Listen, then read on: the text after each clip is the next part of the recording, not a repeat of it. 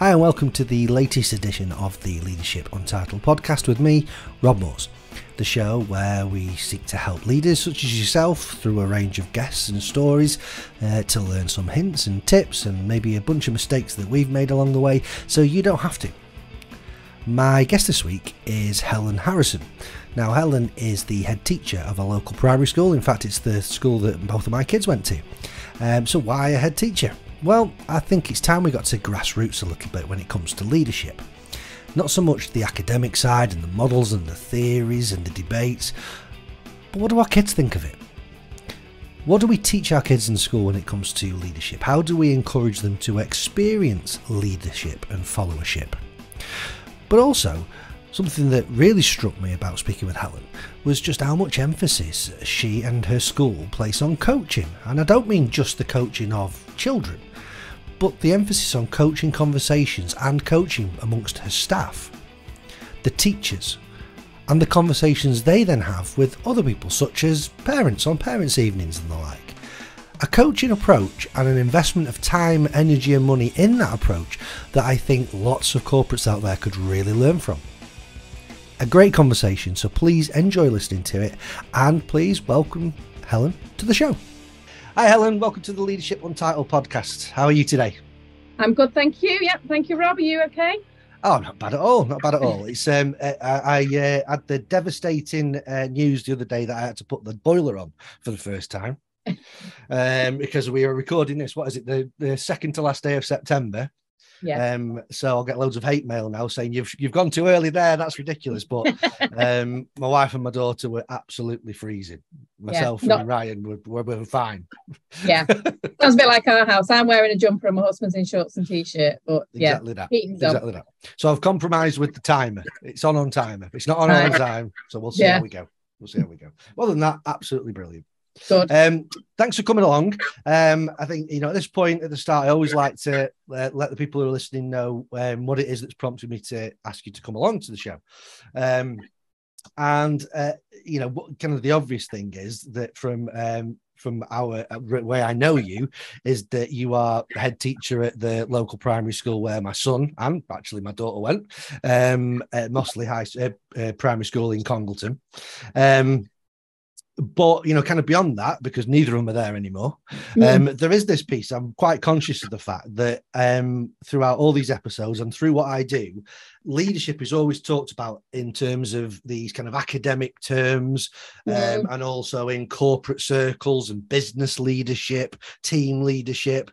Yet the bit that's often forgotten that I was always quite keen to come back to when I started my own business was that it starts at an early age. We start recognizing and trying to influence, I guess, what great leadership is, what that needs to be, pointing out what's good examples of it, hoping even all the things that have happened through school, kind of even through our school days around things like sports leadership and even things like bullying and inclusivity, all those sort of things. We might not have always called it leadership, but it is, and it's something we try and prepare people for and the children for. So I guess from that point of view, that was really behind asking you to come along, because that conversation is missing quite often. So I'd love to contribute that to the people who are listening to this, kind of going, this isn't just about once you get to a job in corporate, that's when you start thinking about it. It's all the way through. Yeah, so I guess, just to kind of kick us off, what actually brought you to the position that you're in today? Because obviously, in terms of leadership, you are the head teacher of the primary school. Was that always in the plan? Was that something you thought about, or you stumbled on it? How did that work? Definitely wasn't part of the plan. Teaching always was part of the plan. So from sort of, when you start thinking about it, that's what I wanted to do for various reasons, but that's what I wanted to do was teach. And even when I began teaching, I can remember at university, they would sort of say, you've got to have a plan for leadership. You need to do 5 years, then you need to move on to another school and you need to gain all of this knowledge and then you'll become a deputy. And I was really clear about, I'm not interested in that bit. It's teaching I want to do. And so I taught at another school, and then without realizing it, you become a leader. You're leading those children. And so leadership changed in that way. But I still didn't want what I thought was the responsibility of sort of main leadership. But then I was just in the right place at the right time. And actually, as I was going through, I realised that I wanted to influence more. I wanted to make more of a difference to more children. And I wanted to be able to drive that change. And so I took on a role here at this school as an assistant head, deputy head. And again, that evolved over time. I still thought I wanted to be classroom based, and I still love that classroom based bit, don't get me wrong. And then I moved on to a non-teaching deputy role, and stepping out of the classroom, but a different kind of leadership. So as I said before, you were leading the children, you were leading adults as that team, but becoming a non-teaching deputy really took on a different, leadership. But then I always swore that was it. I didn't want the main job as I saw it. I wanted to kind of still be led, if you like, and I wanted the responsibility to lay at somebody else's door ultimately. Yeah. But then when our head teacher then, she said I can remember exactly the moment when she said to me, "That's it, I'm going to go." And my first thought was, oh, right. And I went away and reflected, obviously chatted to my husband. And what I came to was, I don't want anyone else leading that school. I've invested so much, and the people in it have invested so much, and we're on such a journey. And I hate that phrase, but we were, we'd had issues, and it really dawned on me then that I need to step up. If I want it to be led in the way I want it, I can't leave that to chance and hope that we appoint a leader who has the same ethos as me and those visions and values. I need to do it. And I think as soon as I did that moment, that's where I switched to, I really want this leadership. And there are days I don't like it. And I know I talked to you when we were chatting once around, but then sometimes you have to separate that. Are you managing something or are you leading something? And sometimes there is that management. You have to do that day to day.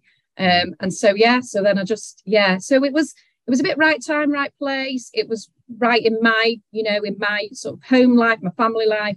And it was that passion for this building and the core of this school here as well, that sort of left me, here and made me want to do it. I love the word you've used there quite a few times, which is responsibility. Because teaching, I guess, is one of those professions that it's one of the very last professions, I guess, that's still remaining, where we hear those who can teach. It's a proper vocation. Yeah. And quite often there is that bit. Well, what I particularly love about the way you said it is that you didn't want that responsibility. And I'm a big believer that there's a big difference between responsibility and accountability. And quite often we get told we have to take accountability for something. And what's really insightful from you there is that, if you're not ready to actually want to feel responsible for something and have responsibility for it, there's no amount of giving accountability that's probably going to change that. In fact, you'll become resentful for it. But then equally, then suddenly that what you didn't want to feel responsible for, you started to have different feelings around things like you talked about the ethos and the values. You started to feel that what the culture would be and wanted to take some responsibility, despite knowing it's not always a walk in the park. You wanted to take some more responsibility to ensure and continue to grow that culture and spread those values. And I think, that's the reason I picked that up, is because it's something I talk about a lot, but it's also quite different in the corporate world, which again has a lot of value to this conversation for me, because quite often it is people suddenly are in leadership positions because they performed really well in their job. And now they're going, right, bump. And they didn't really know whether they were ready for it or not. Suddenly you're accountable for a team. Go, hey, how do I do it? And we do, we have leaders at all different levels, and as even the children, we look at, how do we build leadership in for them? We have staff, and I do, we're a really big school, so I feel that we can do that. We can give them that leadership over time, and they can test that in quite a safe environment around, how do you influence people? How do you, sort of bring people along with you? What sort of a leader are you?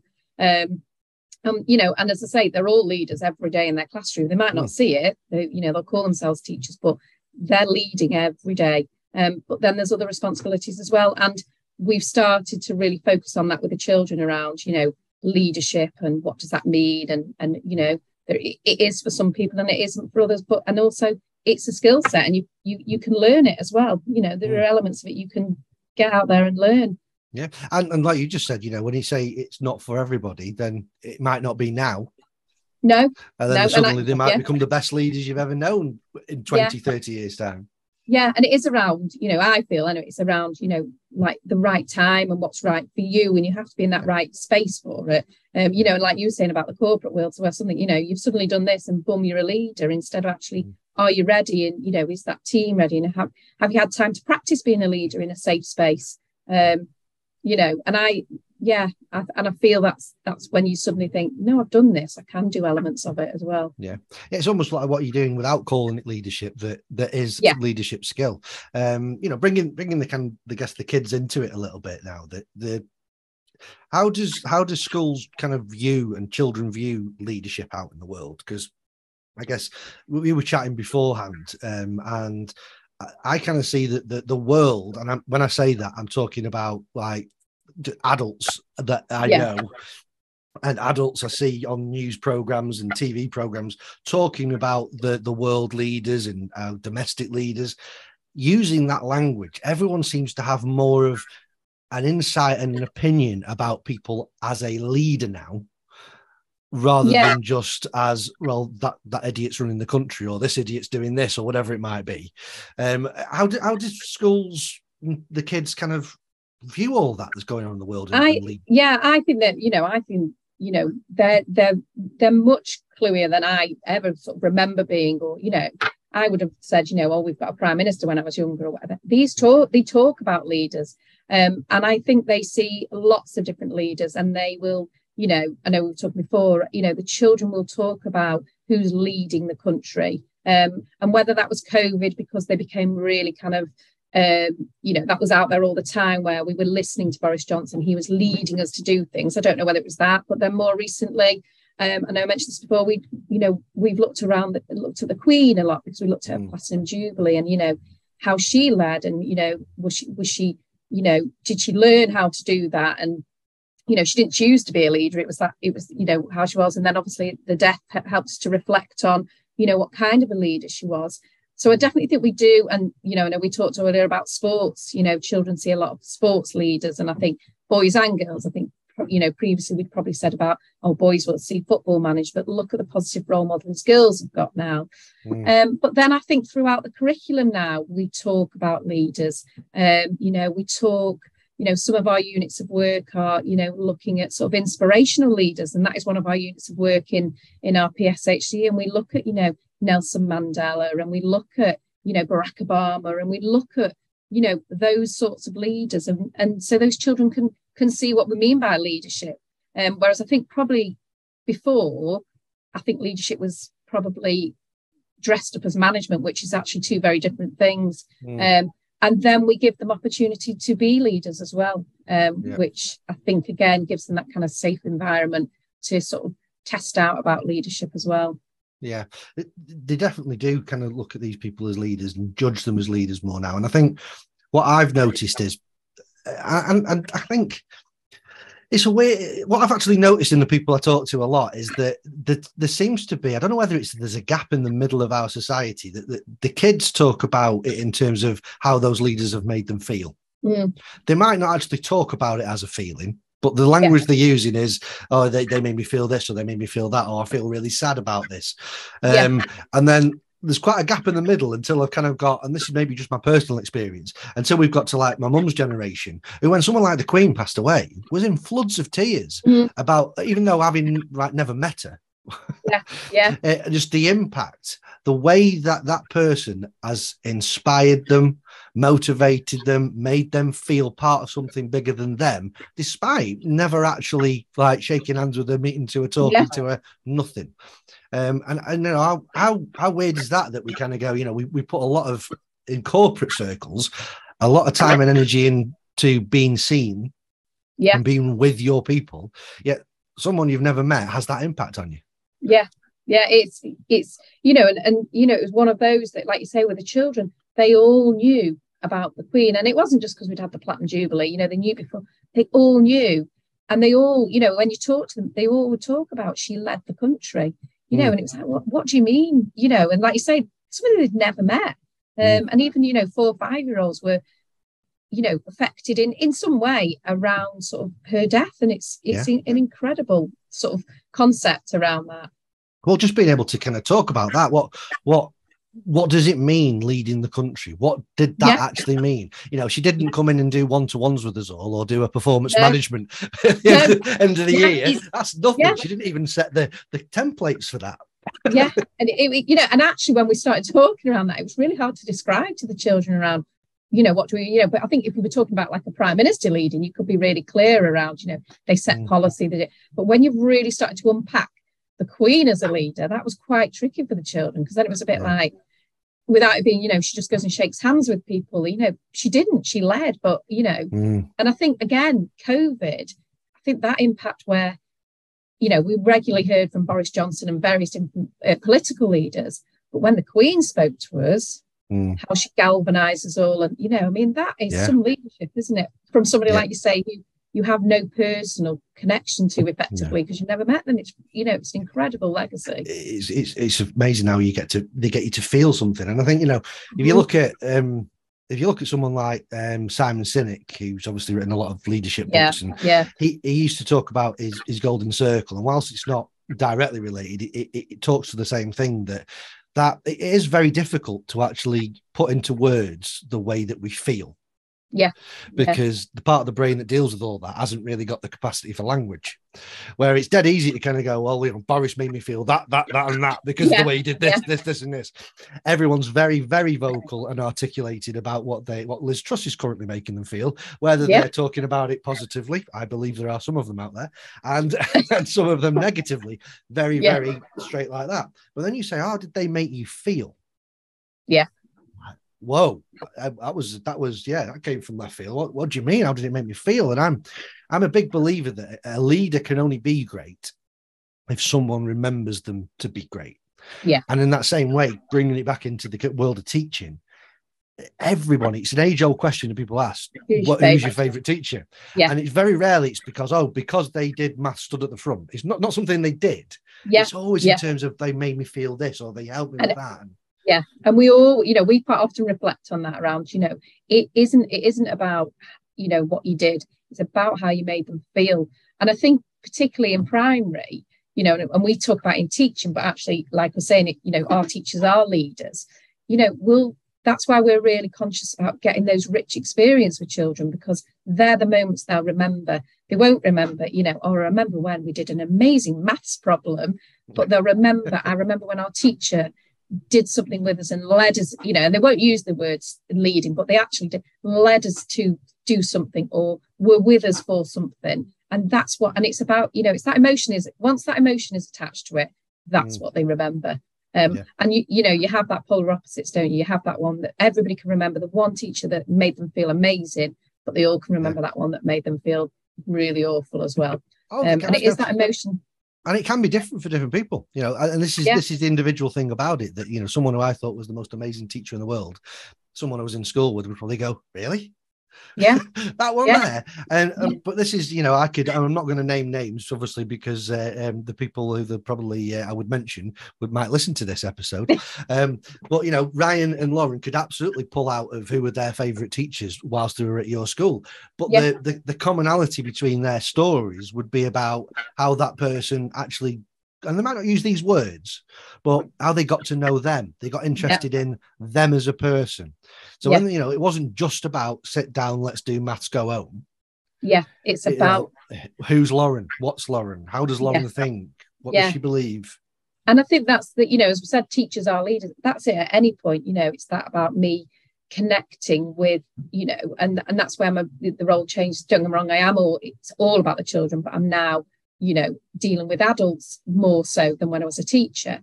And it is that connection. It's about, you know, trying to spend, you know, time just getting to know people and what, you know, makes them tick. And then when you're leading, they feel that they've got an understanding of you, you've got an understanding of them, and it's, it's about that. It's about connections. It is absolutely about connections. And I once went on a course once, and it was, a bit of a kind of leadership one, and the guy he said, names some really great leaders, and you got the usual, as I've said, like Nelson Mandela, and then there was a couple of football managers in, which is always controversial because, again, that's emotional, isn't it? I'd argue that Alex Ferguson was better than Kenny Dalglish, and so those sorts. And somebody said Hitler, and like the whole room went. And then said, but if you're talking about how he mobilized all of those people with a common goal, obviously totally misfound, not trying to say, but in terms of kind of that, where he connected with people, and he took the mood of the moment, and he went with it, and he got all these people. I'm not suggesting it's great leadership, but if you're looking at key elements of it, he certainly had some amazing skills there. But it pops up in so many of them. It pops up in so many conversations, and the other name that tends to pop up is, I think it's Genghis Khan. Just again, the way that the way that even after his death, there was a certain set of values that continued to live that he had installed. And again, not for a second saying that anyone should live their lives like Adolf Hitler or Genghis Khan, and nor are they the complete best leader. But at the same time, there were certain elements that managed to gather people and rally people. We talk about people like Martin Luther King as a great leadership voice, his ability to get people to come and listen to him speak. Well, as you just mentioned, that was Adolf Hitler's superpower.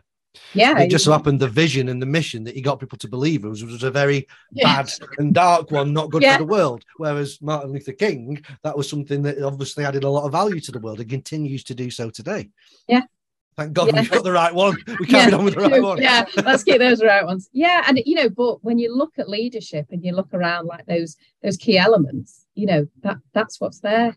But I think, like you say, I think it's certainly from when I first trained as a teacher, I think again it was that your head teacher became your best teacher, and to some extent that is still true. But actually, it doesn't just need to be your best teacher, because actually being a leader is slightly different. And don't get me wrong, as I've said, teachers are leaders, but to go on and lead, people and a whole school is quite different. And I think sometimes, and obviously in the world of education, if you were a male teacher, you rose up to leadership much quicker, because there's so, males in primary are sort of fewer and far between. So it's quite, it's quite interesting in the education world. Even that gender imbalance, even now. Is that still a big factor? Because I know that we talked. Well, I originally looked at potentially going into teaching back in around 2000 when I was finishing off my masters, and eventually I went into learner development and IT training and all those sorts of things. And I know that I kind of revisited the idea with yourself about probably longer ago than I think now, but probably 5 or 6 years ago at least. And then 20 years ago, the same story was being told that there's very few males coming into that primary school education system. Is that still the case? It's still the case, yeah. It still is still the case, and there is still that you do tend, and whether it's about still we've got this kind of like family situations where the male pursues a career while the female, I do still think there's that imbalance, but the males who are in education do tend to go on and take on the leadership roles far quicker. But and I don't know why that is, but we're really fortunate here that we've got a really good balance. So absolutely, definitely.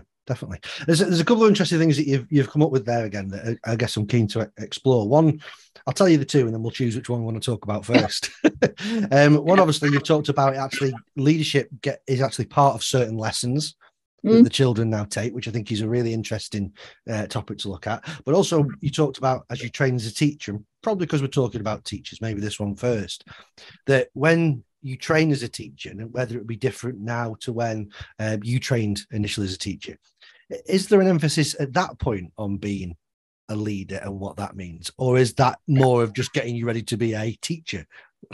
Yeah, certainly when I trained them, and we have students in, and I've supported students and done various roles within student mentoring, what have you, leadership is not really mentioned. It's about getting you ready for a teacher, and even all our teachers are subject leaders, so it's very labelled. So they know that they're leading. That isn't, certainly my experience is, that is not part of the course. It is about getting you ready to be a teacher. I think the assumption is the leadership bit comes through your school. And again, some of it is just dumped on your doorstep, in that, you know, particularly in a small school, you have to lead a subject because all subjects need a leader. But it's interesting as well around, you know, how terminology has changed. You know, you talked about that you used to have a senior management team, so you'd have an SMT. We're not now, we're a senior leadership team. So even that's, you know, subject leadership wasn't. You used to be a subject coordinator. And again, the phrasing's changed to subject leadership. So whilst it's not, I don't think it's discreetly taught through the sort of the primary and secondary teacher training, I do think it is more, you know, more recognised, and they realise that they're going to probably take on subject leadership. They may take on a key stage lead, but a lot is expected to be done in school, that sort of further development. But whether that's just the pressures around, you know, the course is packed already, a lot of it's got to be learned on the job. And again, you know, the expectation is you wouldn't lead a subject until you were further in your career, so you're picking up those skills all the time. But that can be dependent on where you are and who's demonstrating leadership to you. And I think it comes back down to a definition of leadership again, because I think that I've got no problem with lots of things, and probably more things being learnt on the job than in a training room, because that's what happens. You can't kind of like deny that. But I equally kind of go, I remember once being told that I couldn't go on a leadership development course because at that time I wasn't a people leader. Yeah. And you kind of go, well, that's the idea. Develop me into one, not develop me into one when I'm already doing it. Surely.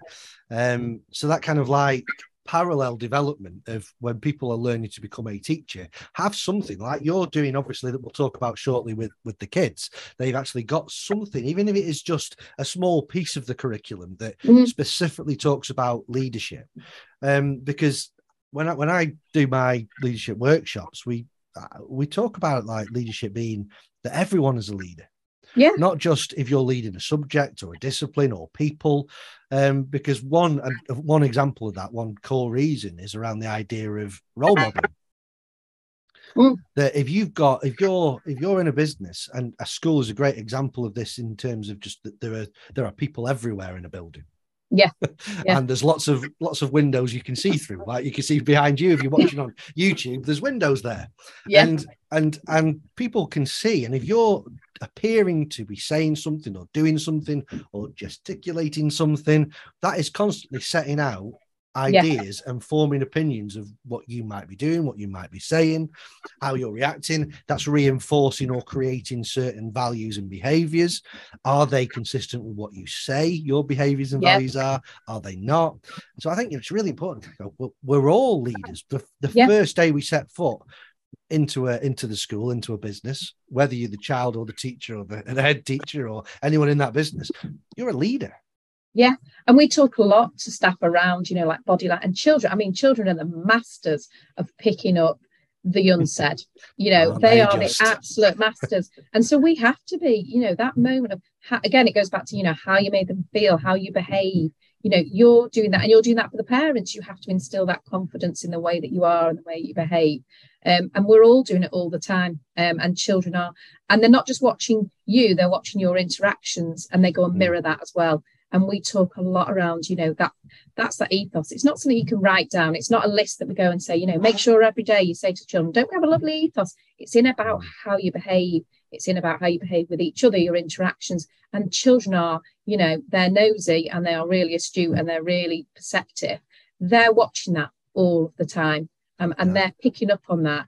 And so whilst we do discreetly teach them about leadership, we hope that we're doing it in what we do in every single way, you know, in the way we speak to everybody around school and behave.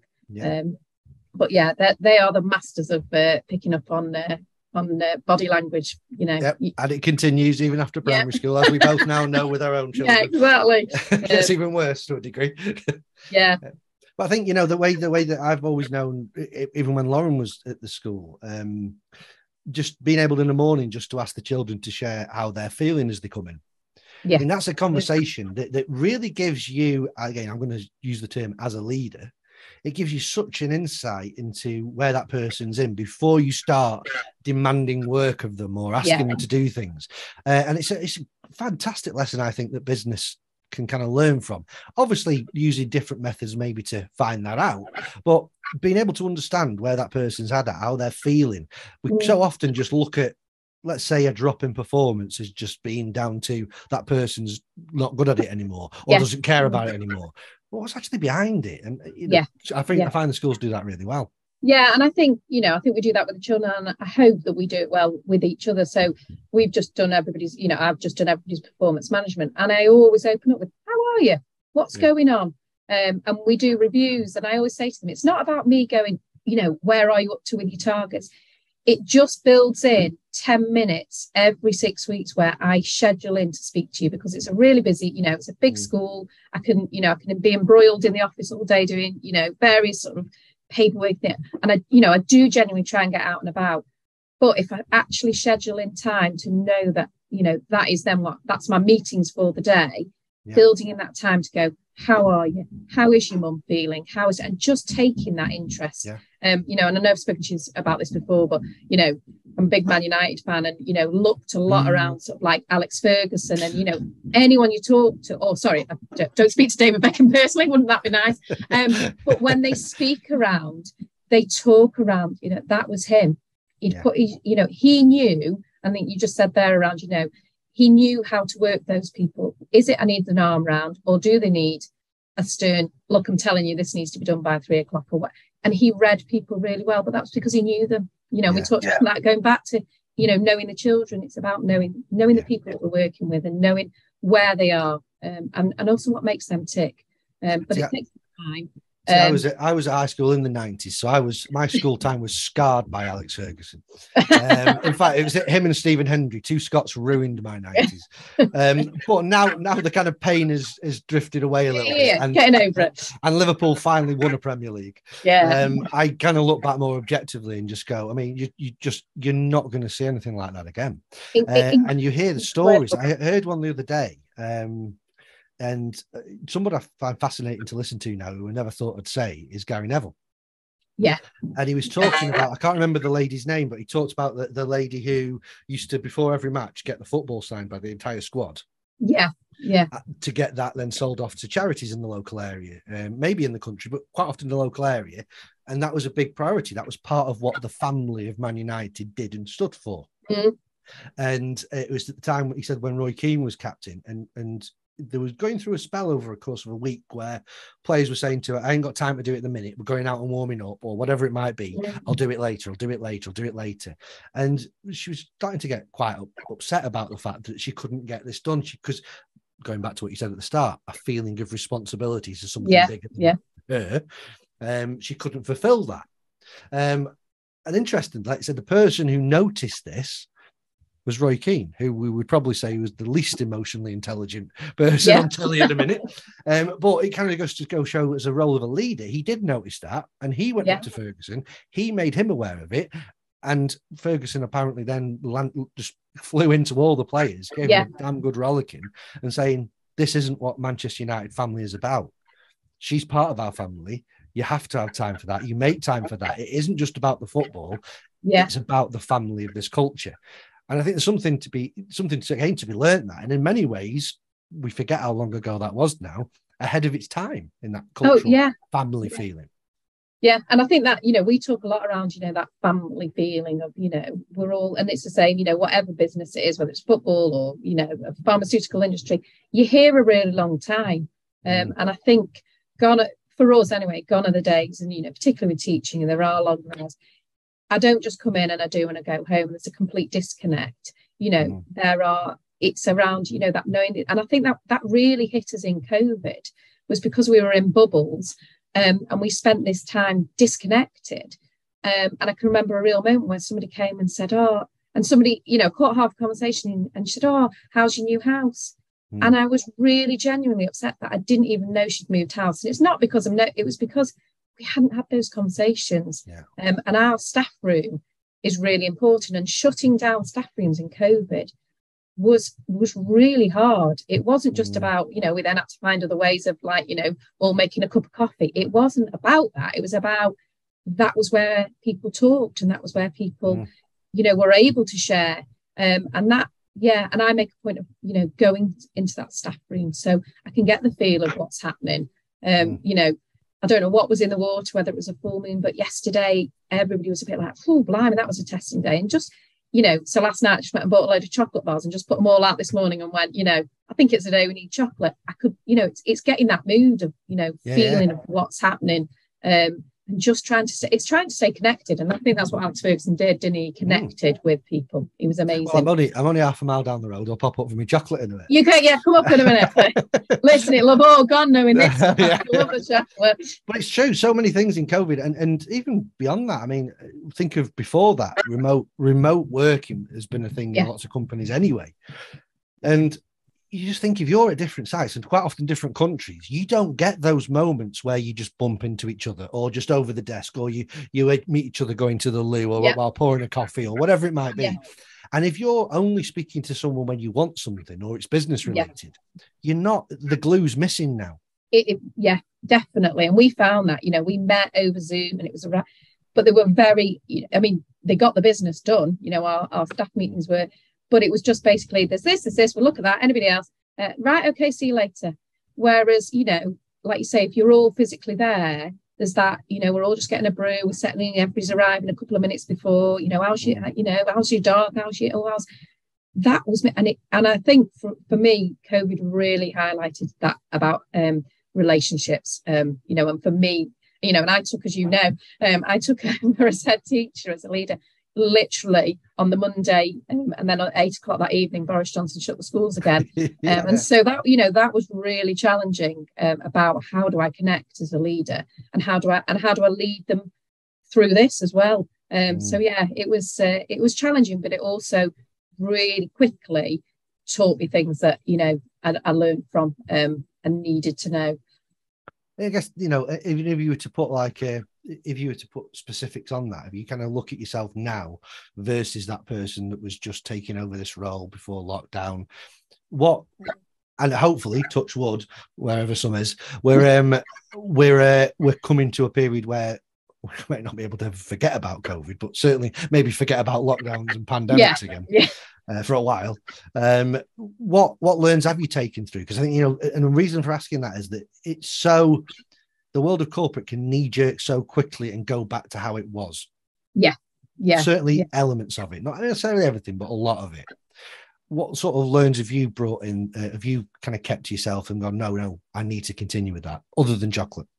Other than chocolate, it is that being a visible leader. And I've always said that, and that isn't just around the staff, that's for the children, being a visible leader, and that was hard to do in COVID, and so I realised how much that's needed, and so I wanted that visible leadership and spending that time connecting with the children, just being there, and rather than this person they saw in a box in somewhere in the school, but definitely about visible leadership.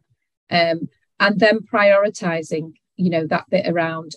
I think when I first took over, I was like, get my to-do list done really quickly, and I did. I got the business side of, being, because we're an academy, the business side.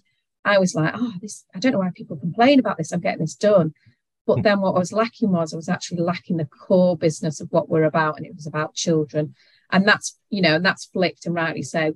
I've still got a massive to-do list. I've got loads of kind of businessy bits to do, but I always leave them, and I prioritise being out there with the children, and not being able to do it really made me realise how much. And it was then, and I always knew it, but it was kind of like, it's always about the children, all about the children. And when we came together as a new leadership team, we had a coaching session, and the big phrase, and our coach said, the one thing you all keep saying, it's all about the children. And then we were sort of saying, what's our strap line? Because you've got to have, every little helps. And actually, we just went back to, we don't need a fancy strap line. We don't need this big. All ours is children at the heart. And so when we're sitting, chatting as a SLT or thrashing something out, we always go back to the children at the heart. And all through COVID, that's what we kept having to do. You know, we had to put ourselves out of our comfort zone. Teachers were like, oh God, I really don't want to be on Zoom. I don't want to be. But actually, those children needed that, and they did it because it was right for the children. And it's back down to how do we understand how the children are feeling, and how do we help them feel better about what's going on in the world at the minute. And any idea that comes through, filtering that back through, going, right, okay, here's this idea for the purpose of us, or the purpose of helping the children in some way. Constantly prioritising. Yeah, and it's about, it is about the children. What are they feeling? You know, we can come up with all these wonderful things that we're going to lead. Oh, I'm going to lead them, but actually, it's about the children. And you know, we always come back to that. You know, whenever we introduce a new initiative, we give it some time, we test run it with the children, and then we come back to it. And we always go back to the children. How does this feel for you? Because we may feel it's working really well, but if it's not working for them, it needs to change. And it always has to come back to them, because we're not a sausage factory. We're dealing with children who are, you know, they're young and they're really, you know, they're just little sponges, but they need to be picking up. They need to be soaking up all of that positive role models and all of that. So we've got to get it right. And that's bigger than anything, I think. You know, there's the curriculum of what we'd like them to learn, but then they're always picking up how it's being taught and what the people are doing. Again, all the little gaps and filling it in themselves. So you mentioned also, though, then that there's that kind of formality as well, that you do actually have a subject where you talk about leadership. You mentioned talking about Nelson Mandela, looking at role models. What's the idea of running that, and what does that look like? So that's that. So that, you know, so they've got that idea around, you know, what is leadership? Because I think, you know, they can't all be prime minister. You know, there's not three. You know, but they by virtue of the name, it's a prime. Exactly. You know, 430 prime ministers might muddy the waters a bit. Mind you, the way we're going, we've had that nearly in the last 5 years, haven't we? I was going to say, might give them a go at it. They might do a better job. But I think that idea of they will need those skills, you know, like we've talked about. Those, they might not want to be, you know, leading a business or, you know, a head teacher or whatever else, but they will need those skills of leadership. But it's like anything else, isn't it? You're not going to learn it through osmosis. You're not going to learn it just by, it has to be discreetly taught. And so it comes through our PSHE curriculum. And so in different ways, obviously in what's relevant, you know, reception look at it, our 4-year-olds look at it very different than our, you know, year 6s. And we look at leaders, what made them a good leader, you know, like we've just talked about, and we'll pull those out with them. And then we do it in how we behave. So we're just exploring, we do it, but now we've invested into the proper training rather than kind of doing it, or we mate told me how to do it. We're doing, I don't know if you've heard of Kagan way of teaching. I've heard of it. So we're just reinvesting in that. And that again also develops leaders, because you know, they take it in turns to be the leader of that group, and what does that mean? And sometimes that's putting some children out of their comfort zone, but then we're also doing it through our house system. So we've just reintroduced the house system, and we want house captains, and when we gave them the brief, we were really clear about what the roles were about. You know, you have to be fair, you have to be at the events, you have to be. So we're hoping that we teach it discreetly in our PSHE, you know, when we talk about leaders, and we look at, you know, like we talked about, we look at, you know, what impact did they make? We talk a lot around impact in education. So we share with the children what impact they make. You know, we give them opportunity to test it, to be those house captains. But we're also really clear, it's not the loudest child, it's not the sportiest child. You know, and we talk to the children when they're voting to say, it's who do you think will make the best difference, who will make the impact? And so we teach it in lots of different ways for them, and then give them opportunities to try and do that. And I think, you know, it's that feel again, isn't it? Because what I find, and again, this is the kind of corporate side of me, but it's true, I guess, for the kids as well, is that even those that step out of the comfort zone and maybe have a turn at being a leader, and maybe like really kind of stress about it almost to a degree. Yeah. Understanding afterwards, okay, talk to me about how that felt, and not just like the negative side of it, but what was probably not as bad as you thought. What have you learned from it? Because there was always that bit, as you know, my son Ryan, he does a lot of theatre stuff, and one of the things I always found is when he did like just one-off productions, there was always that stress amongst all the people who are going to do it, and then they did it, and there was a massive relief, and you walk off. Yeah. Whereas now he does like a number of shows in a run. It's like you go into that second one knowing, well, hang on a minute, I'm coming to the second one better than I went into the first one. Yeah. What am I bringing into? How does it feel different? What can I remember for next time? And then by the time you're on your third, fourth, and fifth, and sixth, you're like going, I don't want to do more. Why can't we do it again? Yeah. And I think that's, obviously the house captains, that only gives them a limited opportunity, but that's why we like that sort of Kagan, where over time, they're working in groups of 4, they will take it in turns to be leader. And like you say, they'll each time it's, okay, I'm not as nervous this time because I've done it and it wasn't so bad standing up and speaking. But it's about creating the right environment for them, doesn't it? So, whilst we do need elements of failure, and, I'm a sort of a believer in, it isn't, we can't teach children that we all cross the line on sports day. There is a winner and there is a loser, and there will be leaders in this world and there won't be. But they've all got to kind of have a go at that, haven't they, to know what that feels like, and, do it. But yeah, it's just about giving them, but we've got to create the right environment. So if you do fail, okay, let's have another go. What can we learn from it? But they've got to feel safe, haven't they, to do it? And that goes back to the leader in the room is the teacher. They create that environment and they create that ethos around how it feels for those children. There's a lot of people out there that say that if you've never failed, you've never learned. Yeah. And I know I say it a number of times as well. I think it was the Michael Jordan talked about how many times he failed. He failed to convert the match-winning shot. He failed the free throw line. But he channeled that, and that's how he learned to win. That's what made him succeed. As you kind of look back now, you just don't think he ever failed at anything. Maybe baseball, but came back to basketball because of it. But like you say, it is that, isn't it? You have to keep on, and we think, like you say, we look at people, and again, how do we expose children to that around, the people that we think that are most successful have had loads of failure, and my son's into golf, and we keep saying to him, you're going to learn more from the rounds where it don't go so well, and it's about how you come back from that, and we keep showing him. So we'll sort of, when we're watching golf, we'll say, look, they've ended up in the bunker. It's about how you recover from that and how you come back. And it's the same with the children we teach as well, isn't it? It's about how do you come back from that. It goes back to that bounce back ability, doesn't it? And how do we come back from things? Definitely. And you talked earlier on, around about how we look at failure. So that idea of, and my husband works in the air industry, that if something goes wrong, right, we pull it apart. What can we learn from it? Whereas in other companies, it's like, well, let's just brush it under the carpet and let's carry on. Well, what have you learned from it? And so I do. What have you learned from it? But also, what might repeat from that? That means it's going to fail again. Because otherwise, we're all going to be, plummeting. And I think as a senior leadership team, we're really good at that. About even I think we do it both ways. If something's gone really well, why has it gone really well? What can we use from that? But then if something's really, really not gone well, how are we going to do it differently? Which bits are we going to take forward? And I think we do that quite a lot here. Whenever we introduce something new, we always plan a meeting 6 weeks down the line to say, we've got to come back to it. You can't just keep firing off these things and then go, oh, brilliant, it's done now. How do you know that's had that impact? And again, it goes back to that impact around, as a leader, you've got to be making an impact, but you've got to check that impact and see, and then make those changes. Definitely.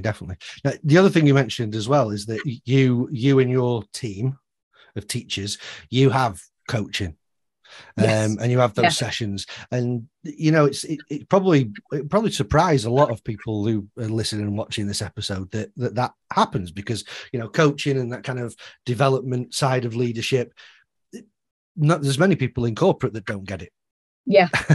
And they would have thought, well, wouldn't that be the trend that schools pick up on? So I guess what took you down the road of wanting that in for you and the staff, and what is it? How do you use that, and what do you get out of it? So again, it sort of happened a bit by accident. It was some training that was available, and so myself and 2 other members of staff went on, and probably, and I'll hold my hands up, went a bit, oh, here we go, but it's a nice lunch. We'll go and see what it brings.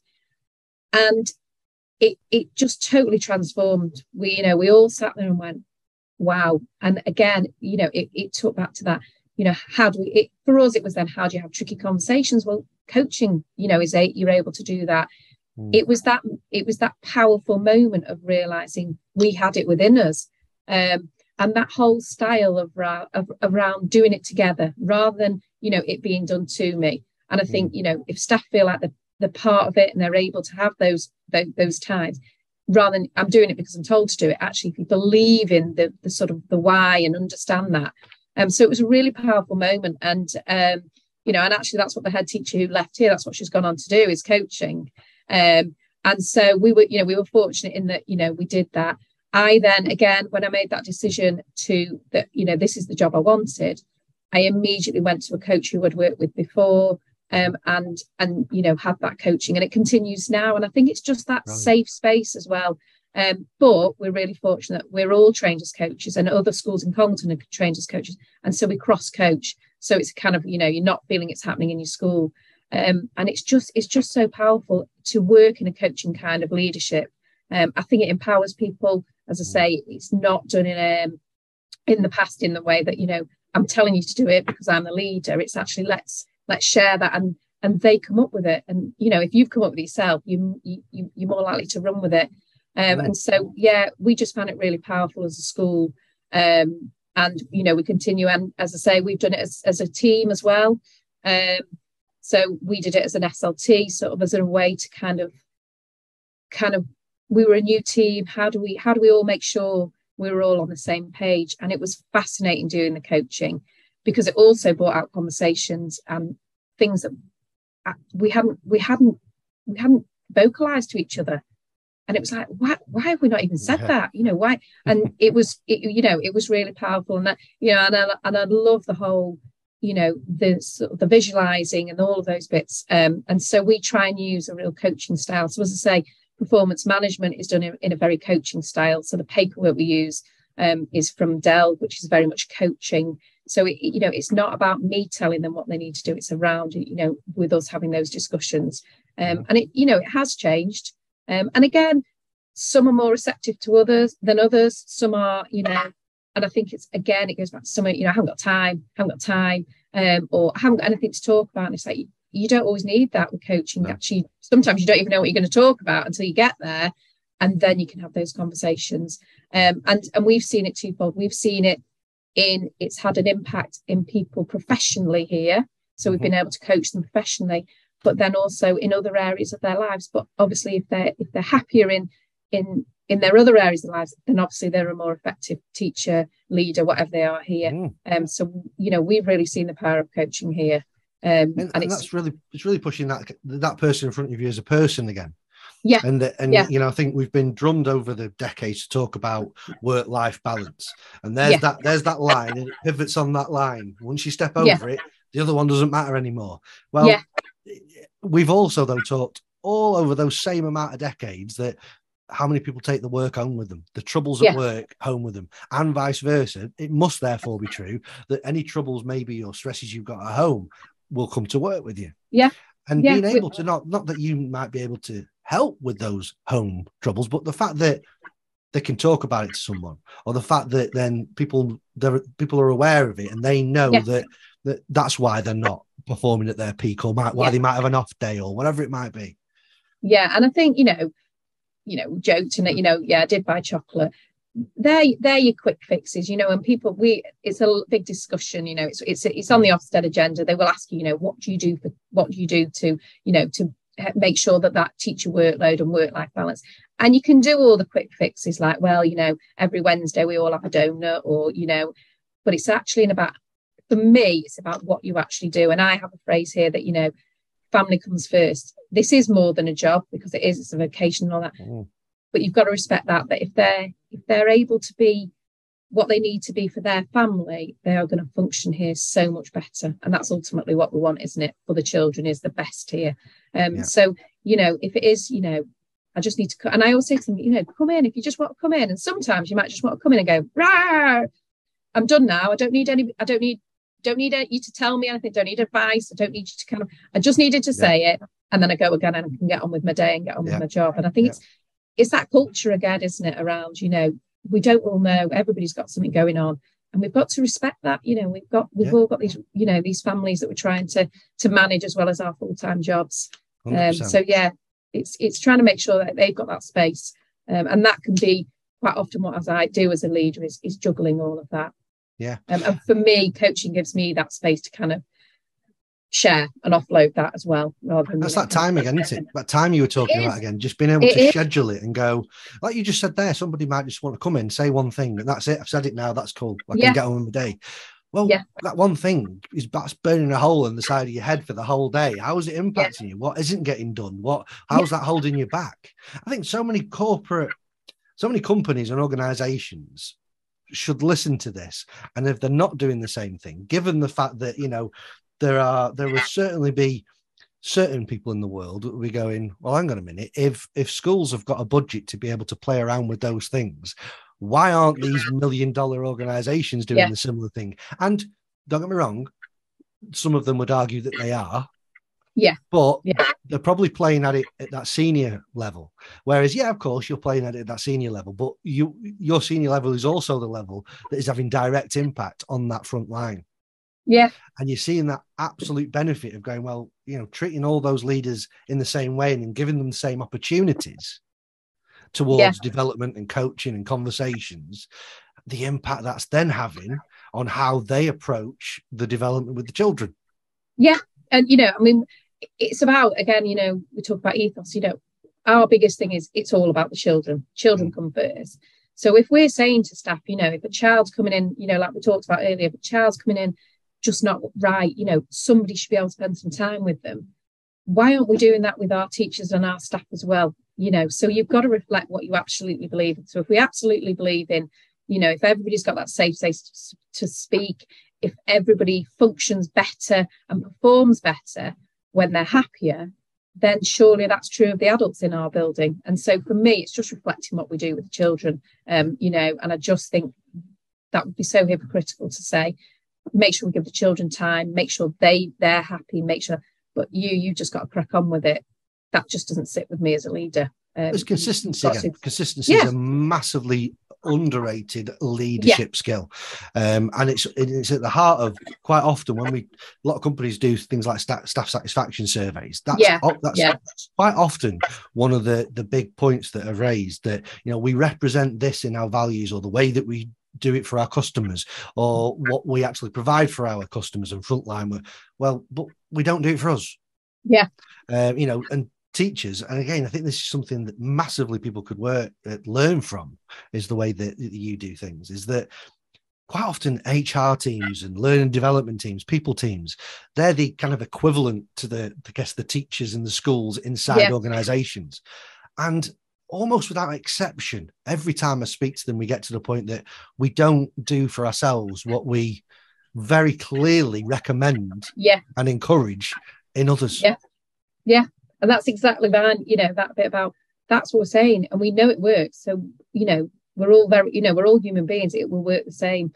And it's hard sometimes because when they're all saying, can I just go into it? Yeah, absolutely. And you have to, that's when I turn into manager rather than leadership. You have to then manage that. But ultimately, for that ultimate goal, it's worth it. It's absolutely worth it. And we fall into the same trap. So the reason we won't do it is because we're too busy, or we haven't got time, or we think another priorities come along. It's exactly the same as the operational stuff. It's as bad as the others. And it is, and like you say, and it's about making time for coaching and valuing that as well around it. It is really easy to go, I haven't got that hour, but the impact of that, spending that hour doing that, will have such an impact on all those other areas that then you will become more productive, and you'll feel like you've been listened to and heard, and all of those things. So it is around making that time, isn't it? But making sure it's a priority, and make sure we value it as well, rather than I'm just going coaching because I've been made to. We see the value of why we're going to be coached or be a coach. And I think a couple of things, a theme in some of the things you said throughout this conversation have been around, it came along more by maybe luck than judgment. And I'd encourage that with people, because a lot of people kind of go, this big change, we want to suddenly start having coaching conversations and developmental conversations rather than performance conversations. Oh, it sounds like a big risk. What if it doesn't work? There's lots of these. Well, I'd say experiment with it a little bit. Like you say, you might go into it going, I'm not sure about this, and there's nothing wrong with that mindset. but at least you've given it the opportunity. And most coaches, and I can speak from obviously my personal experience, because that's what I do, is that most coaches will give you or allow you that sort of experimentation with it, because it's in their own interest as well as your interest. Say, try it out, let me come along, or let's have a chat for a couple of hours, see what this awakens in you. If it's not right for you, or you might go, yeah, it feels like it could be right, but maybe with a wrong connection. Yeah. Maybe it was, that's fine. Whatever the outcome is, work on it and go. You might just go, well, there's probably some legs in this. What could we do with it? How could this help us? Yeah. And it's interesting. I went on a training course on Tuesday because the government have now changed the way in which newly qualified teachers, they're now called ECTs, and they've changed the whole model. And I hold my hands up again, went and thought, I've got too much to be doing. I've mentored before, and they have totally changed the model to a coaching model. And I'm really shifted now around actually, you need to practice those things. And, we all go, oh, and cringe. But the purpose behind it was they were talking about role modeling with them. So if you're talking to a teacher and say, and you say, that didn't work so well, how you need to do it next time. And they say, actually practice it with them in that real safe space of just you and them, and then give them feedback on it and say, no, you weren't projecting your voice. Have a go at it like this. And the whole model's changed. So I'm hoping, I could be wrong, but that's the signs from the DFE that we seem to be going down more of a coaching model. And, I'm hoping that, it's coming from the bottom, from the ECTs, and I'm hoping that'll come through. But I went quite cynical. I didn't have time to be on this train, but I'll go but actually seeing how that had changed, and, that coaching model is now being, used, is quite interesting, and that's coming from the DFE. So, but who knows? I think time. I always say this about time, so people listening will have heard me say it before, probably, that I'd expect you to have no time to go in it because you're busy. People are busy. You've got the jobs, and it wouldn't be a full-time job unless it was a full-time job. Yeah. But we all have the same amount of time. But it's how we prioritize it. It's like people who say we haven't got budget. Well, you've got budget. You're just choosing to prioritize that budget elsewhere. Yeah. Whether that's on eating and heating, that's where it's all gone now. But, and quite rightly, you're prioritizing it elsewhere. But if you look at that and go, right, this might not be the most urgent thing in the world at the minute, but it's really, really important. And that really, really important thing might mean less urgent stuff happens and less problems emerge, and fewer difficult conversations have to happen because we're suddenly having great coaching ones. Yeah. And it's going to be the best day you've invested ever.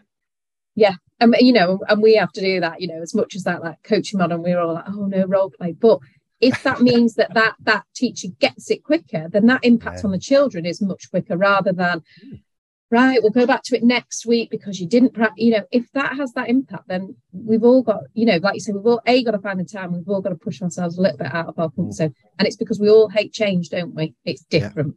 But actually, we've got to embrace that and go, what's going to be different and what's the impact going to be? And I guess, you're just kind of thinking about, teachers don't just teach. There's all those different relationships that you've got in there. And, just came to mind little things like whether you're talking with Ofsted that are coming in, whether you're talking to other kind of businesses who might support or coming to the school, even parents' evenings. Yeah. Those skills that you're learning through doing that, you're probably deploying them and having better conversations because of it with all those different invested stakeholders. Yeah, and I think that's the thing, that's what you just said. I mean, we come into teaching thinking I'm going to be teaching children, and that's your core business. But then very quickly, you are having to work with external agencies. You are having to meet with parents and, maybe sometimes having tricky conversations. So the skill set that they need, and, it's always interesting when, people leave teaching, and sadly they do, and, for all lots of different reasons.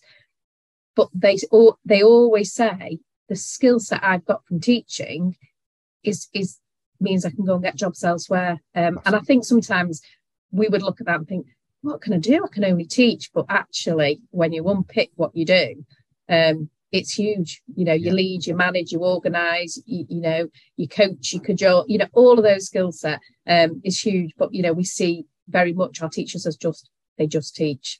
Yeah, and again, I think corporate could really learn from that, because I've heard so many people going, "I'm a trainer, so all I can do is train," or I'm a contact center leader, so therefore all I can do is that." Well, what are the actual skills that make you a really good one of them? Yeah. So many things suddenly open up.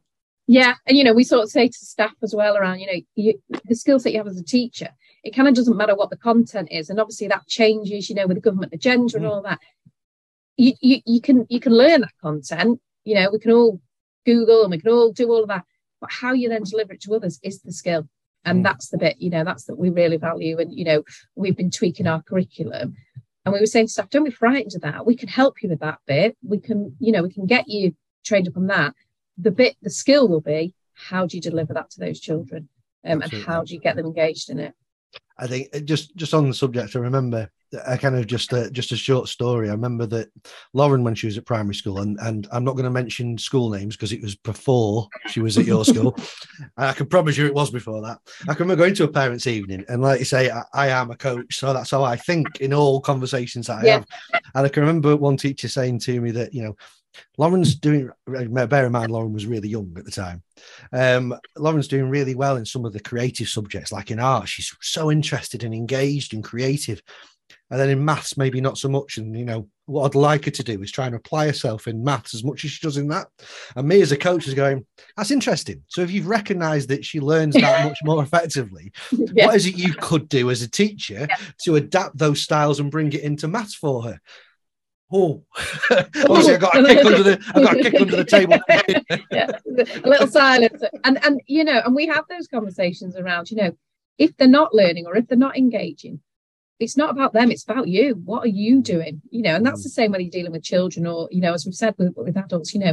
If those adults aren't performing in the way you want, or if they're not, you've got to go and look and go, right, okay, we need to come at that a different way. We probably need a different, we maybe need a coaching one, or, we need a different conversation with them.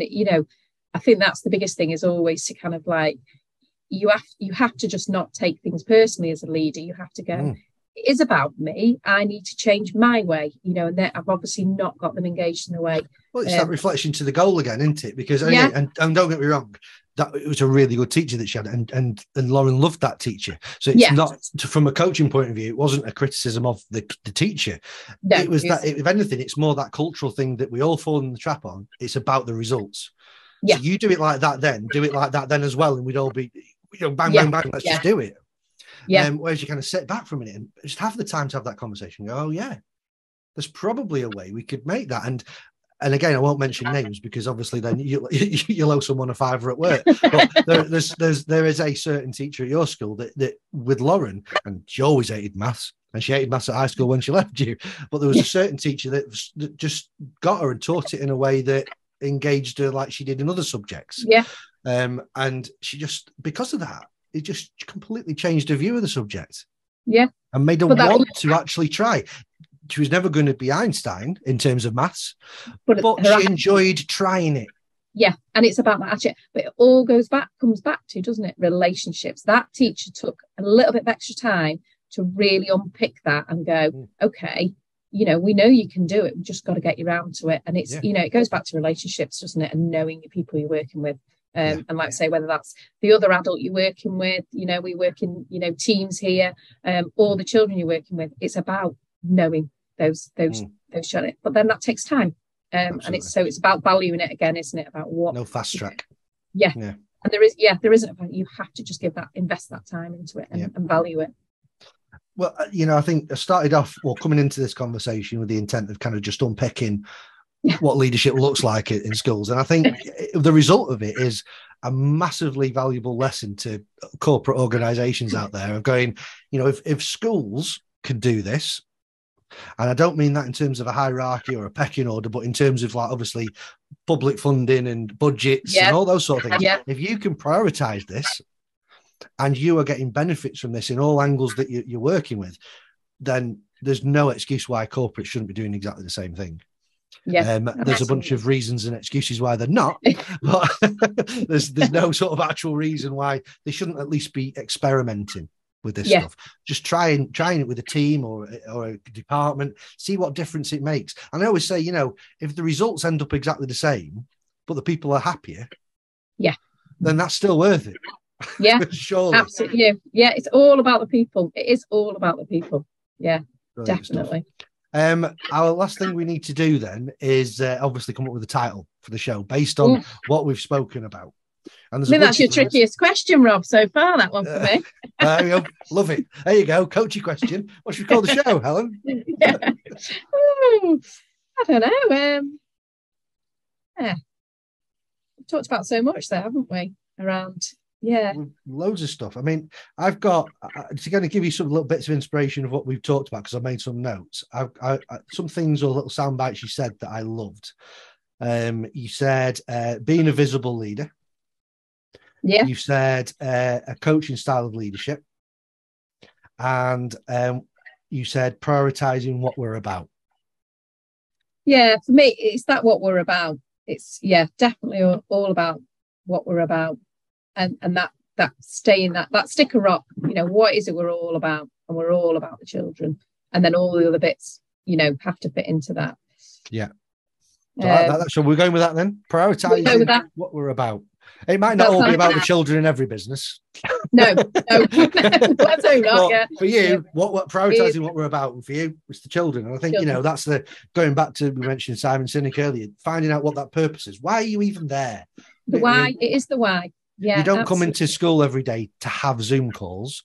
No. Although you will probably have Zoom calls. How do those Zoom calls help you do what you do? Yeah. How does that help you get back to the purpose of why you're there in the first place? Yeah, and it is, when I'm doing, a land and buildings collection return, I have to sometimes, they're all, and it feels like they're not about the children, but they are, because that's about their school and that has to be done.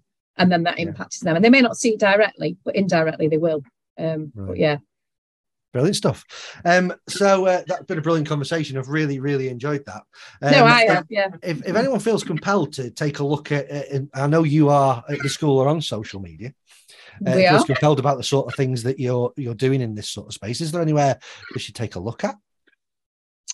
I'm trying to think now. You caught me out there. Just repeat that again. What did you say? Is there anywhere? The social media channels that they can follow the school and what they're doing? So our Facebook's our main social media. We tried Twitter, but we didn't get the following. So we've got our Facebook, and then our website. And I think for us, we don't see it, but whenever anyone talks about our website, they talk around. That really gives a flavour of what our school is about. But we're big Facebookers here.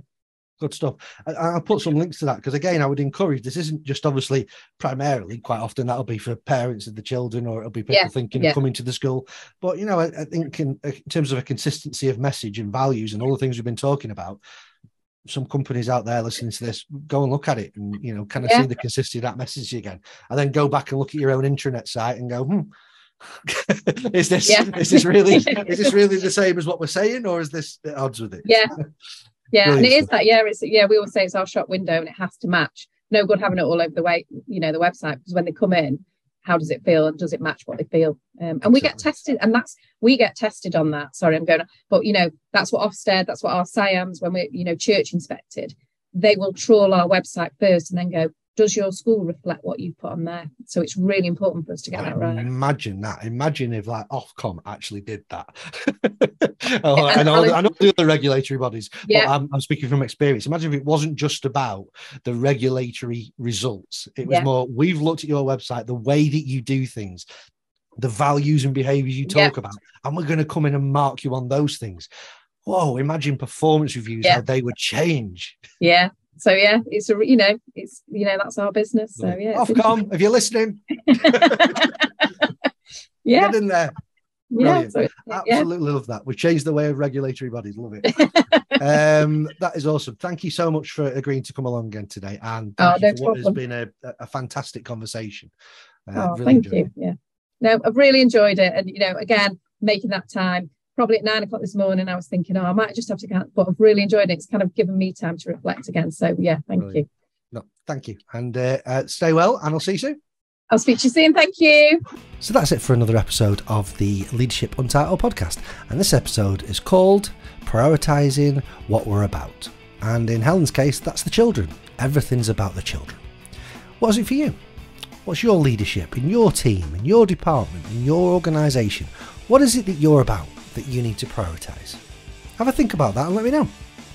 In the meantime, thank you again to Helen for joining me today and having a great conversation, and for all of you for listening in. Until next time, have a great day.